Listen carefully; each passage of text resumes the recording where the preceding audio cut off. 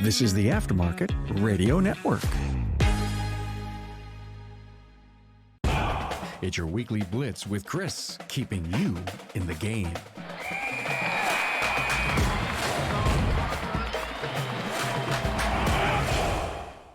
Coming to you from the crossroads of industry knowledge and business innovation, this is the Weekly Blitz, hosted by me, Coach Chris Cotton from AutoFix-Auto Shop Coaching. The Weekly Blitz is the show that supercharges your auto repair business knowledge, helping you navigate the labyrinth of the automotive world, giving you all the tools and the tips you need to steer your business to success. Each week, we deliver an episode jam-packed with insider know-how, industry developments, practical business strategies, and surprising things you didn't know you didn't know. The Weekly Blitz is brought to you by Shop Marketing Pros. I've been personally recommending Shop Marketing Pros since way before they were a podcast sponsor. They also do most, if not all, of my clients' marketing, and they should be doing yours as well. Many of my coaching clients work with Shop Marketing Pros and see results like they've never seen from other marketers that they've ever used. To learn more about their top-tier marketing for top-tier shops, see their link in the show notes or go to shopmarketingpros.com/Chris. It's time to roll up the garage door on the mysteries of auto repair entrepreneurship. Whether you're a seasoned veteran or just a starter in the game, this podcast is your owner's manual to running a successful independent auto repair shop. Now strap yourselves in, turn the key, and let's hit the gas. I've got a shop in California that reached out to me. This one's been keeping me up at night. I want to share because I want to share the successes as well as the failures. Although we don't have a lot of failures, and honestly, I don't feel like I got an honest crack at this one. I want to start out by saying there's a difference between hoping something is going to happen and having faith that it's going to happen. When I talk to a shop owner, I have faith that I know what to do, how to do it, and that we're going to be successful. So, shop owner contacted me and said, "Chris, I think about $100,000 in cash set aside, but I know that if I don't do something now, something bad's going to happen, and we're going to get into specifics more here in just a little bit. But one of the things that we kind of agreed on up front when we were talking about it was that he should have gotten in touch with me 6 months ago. And if they would have gotten in touch with me 6 months ago, I think we would have been able to do a lot. Now, I will tell you, this shop had a lot going for it. We're going to talk about the negative a little bit, but the big thing is the shop had potential, it had room to grow, and right now I'm gonna tell you this, this was a $3 million a year shop that just was making $0. So, technicians were getting paid, the one service advisor was getting paid, we'll talk about that in a minute, but the shop owner wasn't making any money, and they weren't able to stay up on their bills. This person had bought this shop about 18 months ago and really came from another industry and didn't know, we say this all the time, they didn't know what they didn't know. And really, I wish that they would have gotten a hold of me in the very beginning before they even bought the shop so that we could have done a proper evaluation of it. And we could have been like, hey, here's all the things that we need to do. So shop owner calls me, we do a discovery call. I see all the meat that's on this bone, and I'm like, this can be done. I don't want you to lose heart, and I want you to have faith that I know what I'm doing, and we're going to push this forward, and we're going to be able to fix it.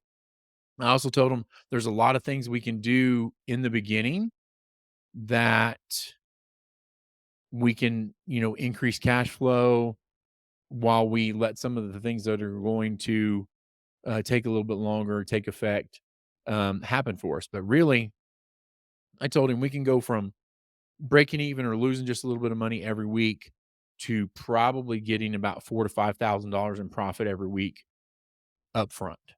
And I also told him, I said, it's not going to be easy. It's going to be tough. He asked me, he goes, how many of your shop owners fail when they do this? And I go, all the ones that don't do what we talk about fail. It's all about the amount of effort you're going to put into it. And if you're willing to put in the effort, I'm willing to give you the plan and work you through it and then go. Thinking back on it, maybe I gave them too many things in the beginning and it just overwhelmed the person. That's kind of what I think may have happened. But with as many good things as that were going in this shop, gosh, if he would have just held on, this happened a couple of months ago. If they would have worked with me from then till now, we would probably be profiting 10 grand a week. There's just so many things that we could have done, that we had on the drawing board, that we had planned, that I had planned for the shop, that just didn't work out. So, first thing we do is we do a discovery call. Shop owners send me their income statement and we break it out and we look at their parts margins, labor margins, kind of where they're at. The big thing for them was their parts margin was 28%. And so if you know and you listen, you know that our target is 50 to 55% or better. So we were, 25 points down on the parts margins. This is a shop in California as well. In California, you have to pay your technicians per hour. So, that takes us into my restaurant analogy with the lost lettuce. Like we're spending labor dollars to buy labor time. And if we're not selling it, then we're not able to recoup that. So it's really, really up to the people running the shop, service advisor, et cetera, to be able to control that. And that's one of the things they weren't doing. When we looked at it, their labor margin starting out was about 40%. And, us, we want 70% or better. So they're underperforming by 30%. So just getting those two things in line would have made a huge, huge difference. They also had 10 technicians and their productivity was less than 50%. So one of the things we were going to do is we are going to have to go through the shop and identify the people that didn't need to be working there anymore.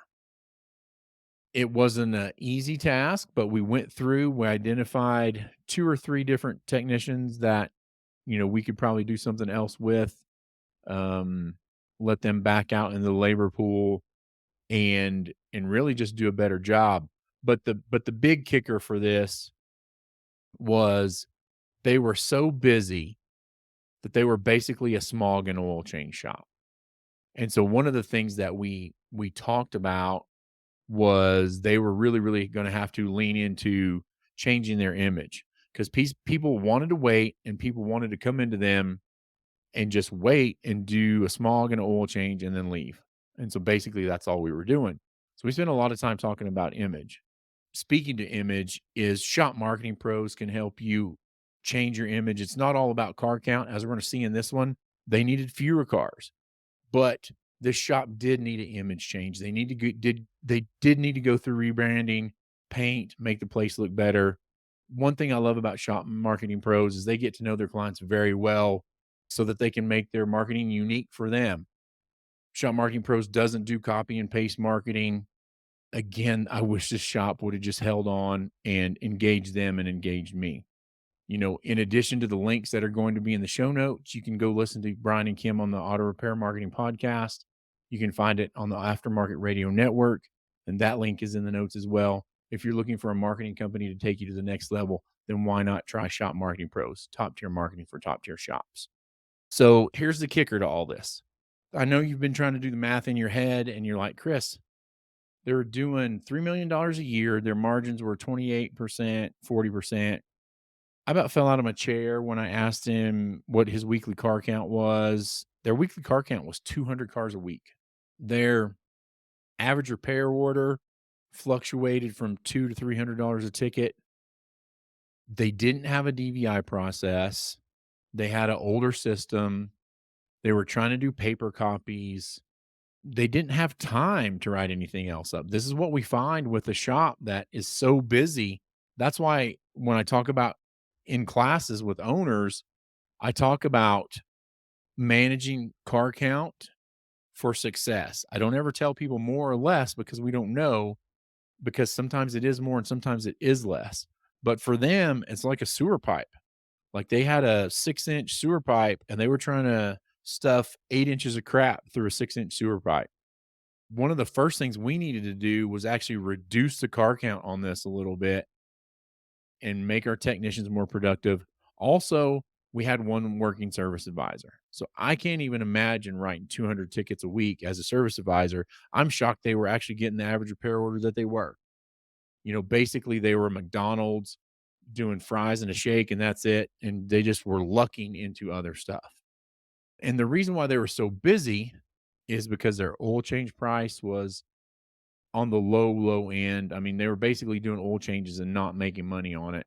Same things with the smogs. And so what we talked about doing is we had to go in and increase the pricing on both of those to survive and keep the doors open, and then slow the car count down just a little bit so that we can do a better job, so we can do a DVI on it, so we can sell that. For 200 cars a week, we could have handled that if we'd had 3 more service advisors. If they would have had it in the budget and said, "Chris, what we've got the money to do whatever we need to do, you tell us what to do," then I would have went a different direction with it. And I'd have been like, "Okay, we need to hire some assistants. We need to hire 3 more service advisors, slow them down so that they can ride it, and then we can sell it." But we had to go in and cut pretty aggressively a little bit, but then fix the margins and go. Again, so the car count, I think, was a function of their image problem. I wish I could have been able to get them with Shop Marketing Pros and work longer with them and then talk about redoing their image and redoing it as a repair facility and not as a low-end maintenance facility. I had one coaching session with the owner, and basically after that, the owner sent me an email and said, "Chris, I'm throwing in the towel. I can't do this." So we had a plan. The plan would have been successful.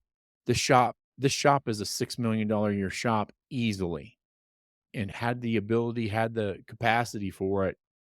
But there was just really nobody driving the ship. And in the end, we talk about a lot accountability, holding people accountable. I think some of the people that we identified that needed to be let go were friends of the family, and we just didn't have it in our heart to let those people go and do what we needed to do. And so, unfortunately, this shop is probably out of business at this point or awfully close, unless they did a couple of things that I told them and they're happy with that. But the fact that this goes back to my opening statement, hope versus faith. I think he had hope and wanted things to happen on their own, but wasn't willing to have faith, knowing that this was doable and he could get there. I believed in him. Unfortunately, he didn't believe in himself. I would have loved to have been able to continue with this one 6 months from now. I would have knocked your socks off with the numbers of what we could have done with the shop. But unfortunately, the owner just didn't have it in him to do it. And so one coaching call, he pulled the plug, and that's where we're at. It breaks my heart. I still think about it every day. Maybe they'll come back. I don't know. I'm not really sure where this shop is right now. Well, that's all the time we have for today, folks, and I hope you found this episode of the Weekly Blitz informative and inspiring. I truly believe in the power of knowledge and collaboration to drive success, and I trust that the insights we've shared today can empower you to take your auto repair business to the next level. We're incredibly grateful for all of our listeners. Your commitment to learning, growth, and improvement is what keeps us doing what we do, and we never forget that. We also want to thank our incredible sponsor, Shop Marketing Pros, for making the show possible. Their dedication to the success of independent auto repair shops like yours is truly unparalleled. Shop Marketing Pros provides top-tier marketing for top-tier shops just like yours. Remember, success doesn't come to you. You have to go out and get it. It's about making strategic decisions, fostering effective management, and continuously seeking to educate yourself and your team. That's what the Weekly Blitz is all about, and we're committed to being a resource for you every step of the way. Join us next week as we continue to provide actionable insights, expert advice, and real-world stories from the trenches of the auto repair industry. Don't forget to subscribe, share this podcast with fellow shop owners, and leave us a review if you enjoyed today's episode. And as always, if you have any questions or topics you'd like us to tackle in an upcoming episode, please get in touch. Chris at AutoFix-SOS.com. Your input is what shapes the show. Until next time, I'm Chris Cotton signing off. Keep your gears running smoothly. Keep learning and keep growing. Remember, in this business, every day is a chance to get better. Here's to your continued success. And as always, it's time to rise and grind. Have a great day, everybody. You've been listening to the Weekly Blitz with Coach Chris Cotton on the AftermarketRadioNetwork.com. Follow Chris on your favorite podcast listening app. Let him know what you'd like him to cover. His email is in the show notes. Chris is all for advancing the aftermarket.